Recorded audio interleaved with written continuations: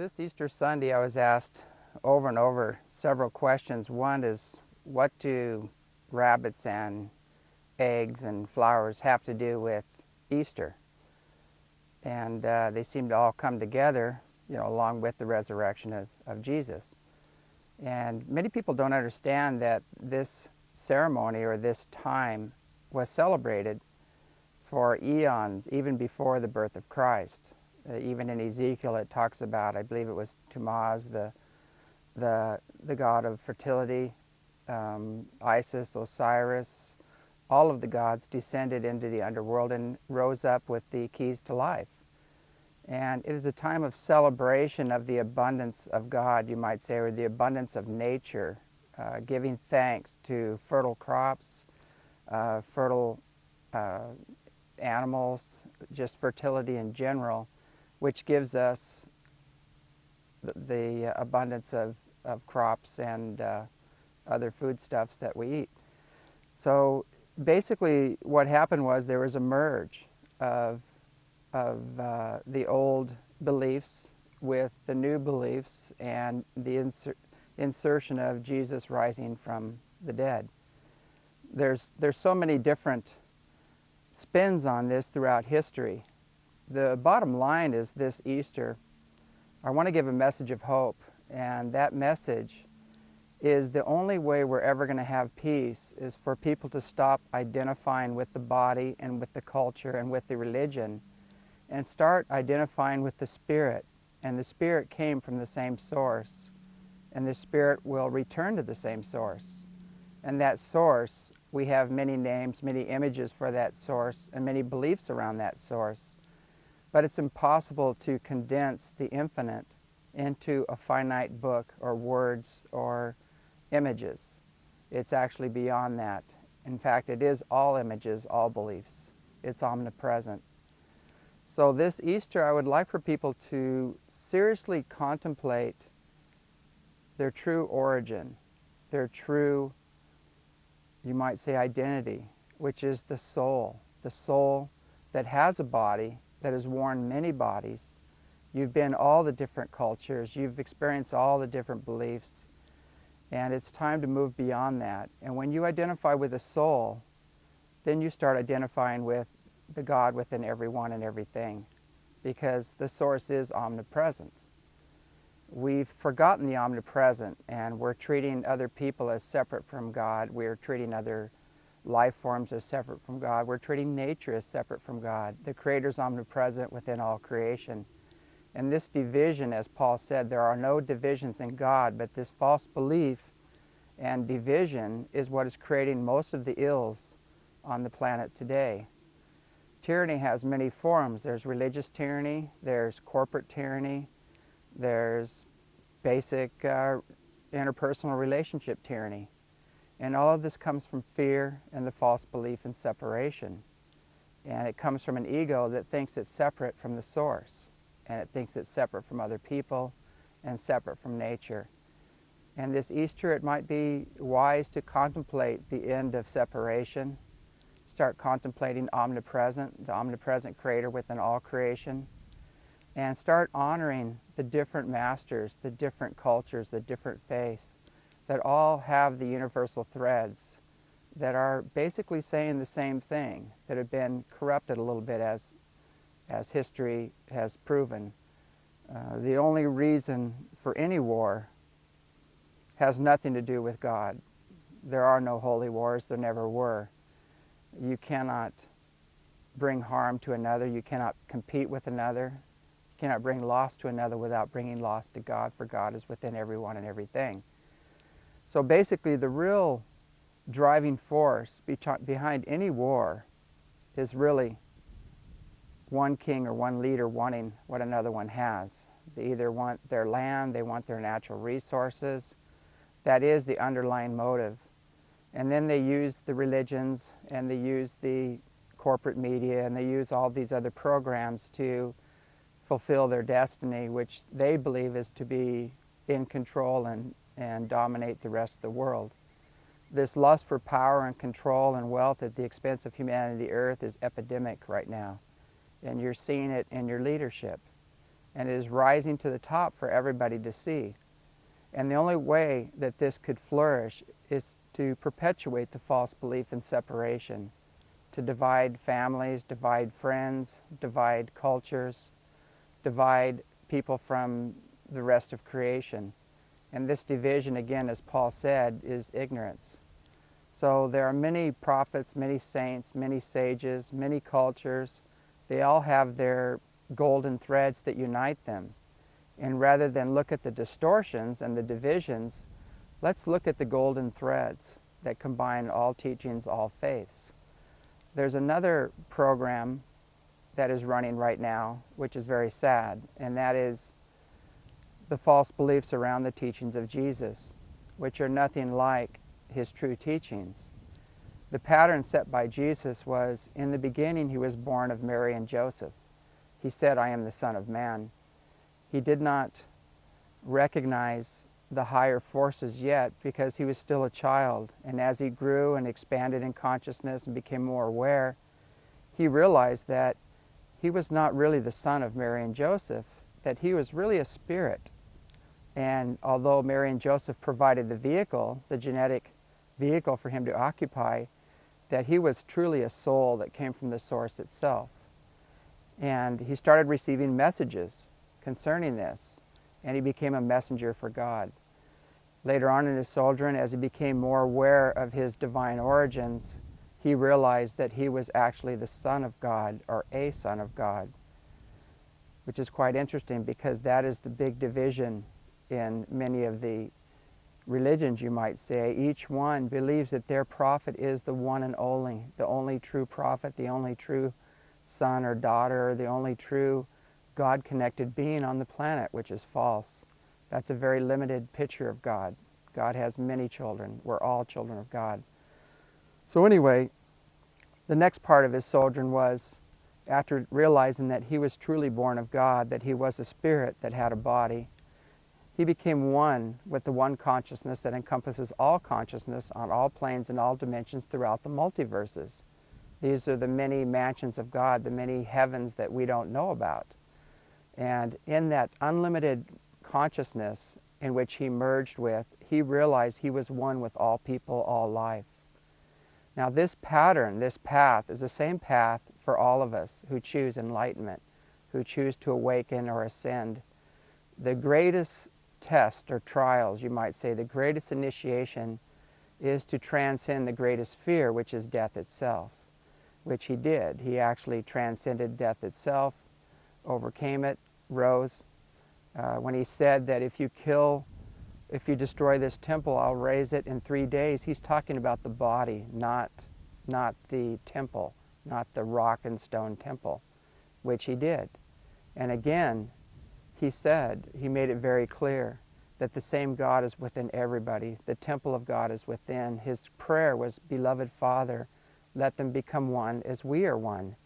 That was his prayer. He wants all of us to make our own personal God connection, to realize that we are much more than a body and a personality, that we're actually a soul. We all came from the same source, and that same source is within all creation. It's the wellspring of life. And this was his teaching. Jesus brought a new covenant, a new teaching, a new image of an omnipresent God, a God of pure, unconditional love and joy and bliss, completely unlimited in its ability to forgive. He said, "Neither do I judge thee, nor does the Father judge thee. Go and sin no more." The reason he said this is because he was beyond judgment. He was beyond the ego. God doesn't have an ego. God is like the sun. It sheds its light evenly on everyone and everything. He is so far beyond that, I wouldn't even want to call it a he anymore because it's even beyond gender. So it's time for us to let go of the old images, the old limitations, the old programs that we've been indoctrined with, and move beyond the ego, move beyond the personality self, and align with the soul, with the Spirit of God that is within everyone and everything.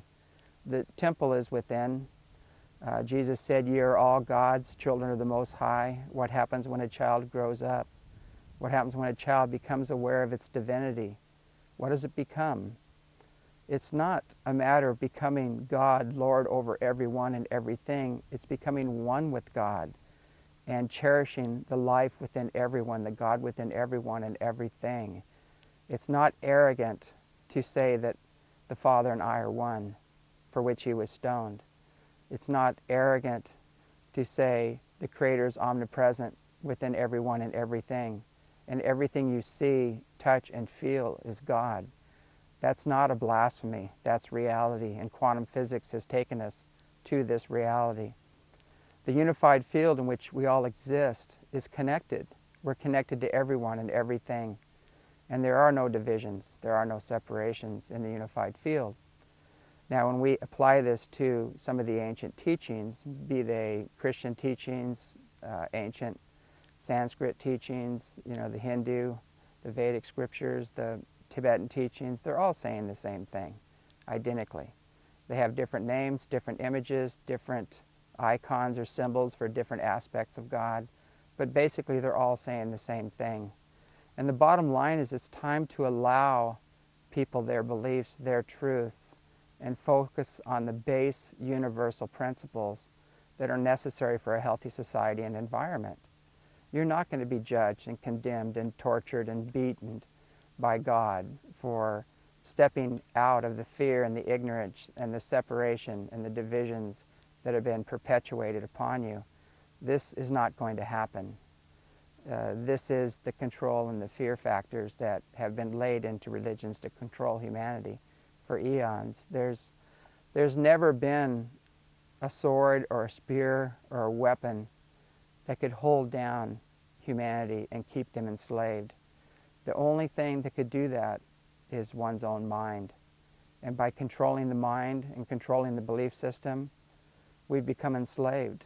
And we are doing things that are very harmful to humanity and the earth. We're destroying our very platform for life, the environment. We're warring on the other sons and daughters of God. We're laying to waste whole cities and villages. We're polluting the air, the water, the land. We're just devastating the earth right now. And this is all due to the false belief in separation. And this belief has to stop. The good news is heaven is coming to earth. It's a process. We're in that process. We're in the death throes of tyranny. We're moving into the cleanup process. There is going to be 1,000 years of peace. Between now and then, there's going to be an incredible cleanup process going on. And that is cleaning up the consciousness. It's cleaning up the tyranny that has run rampant upon this land. The religious tyranny, the corporate tyranny, all of it is being pushed to the surface for all of us to see. And we have to do our part in this and stand tall and stand in the heart and stand in love and not participate anymore in the aggression, in actions that are harmful to humanity and the earth. And whether it be our paycheck that's at stake or losing some of our material acquisitions, whatever that may be, we can't allow fear and survival and the first lower seals to run our lives anymore. Survival, sex, and power should not be running your life. Your heart should be running your life. And the other four seals above survival, sex, and power. And this is where we're moving. This is the evolution of Earth. The good news also is that the angelic kingdoms, the ascended masters you might call them, the ultra-dimensionals, the benevolent off-world visitors, all of these are assisting in this evolutionary process. So you're not alone in this process, and you have immense help coming to this plane in the days to come. But again, we have to open our hearts and our minds and operate from pure intent to be able to function and aligned with this help and assist this help in helping us. So again, we have to do our part.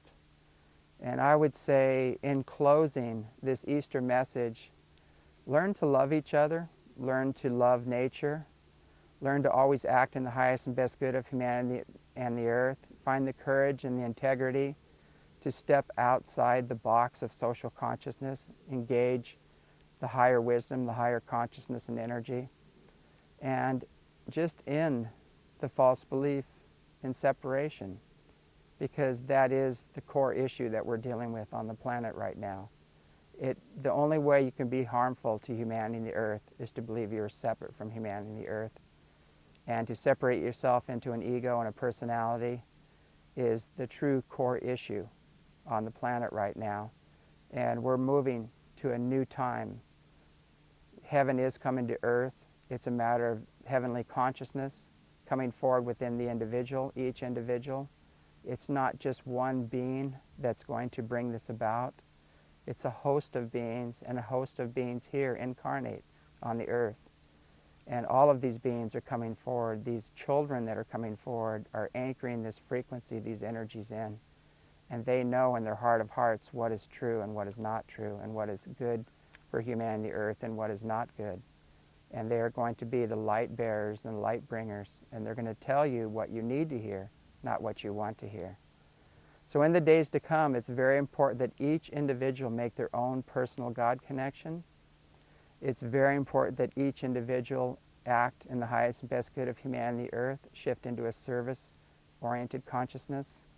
It's very important that we allow others their beliefs and their truths, as long as they're not trespassing upon us or creating harm to humanity and the earth. And that is the most important message. You know, do not become what you despise. Do not become the tyranny. Do not become the aggressor.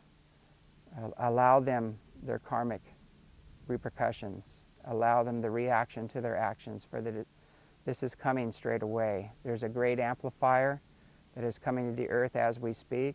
The grid that we call upon for our support, the consciousness on the planet, is being torn down. The old negative grid of tyranny is being ripped apart as we speak, and a new grid is taking its place.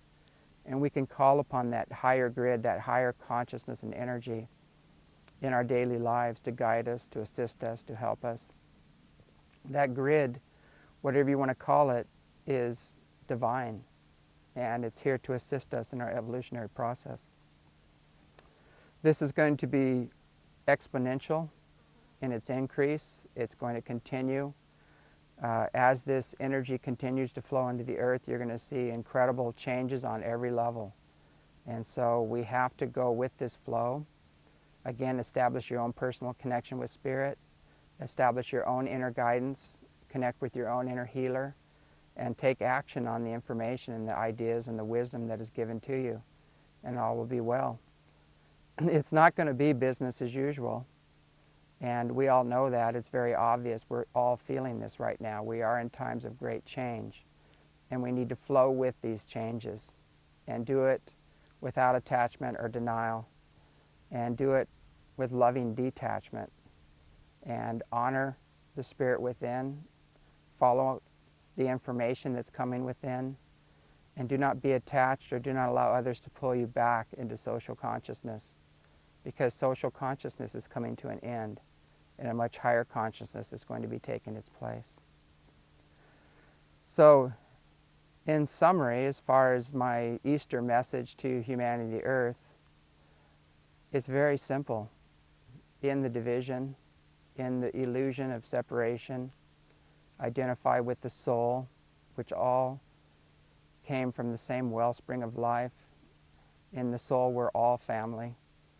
And start cleaning up not just the consciousness here on this planet, starting individually and collectively, but also start restoring the environment, and always act in the highest and best good of humanity and the earth. For those were the two true teachings of all the masters, Jesus included.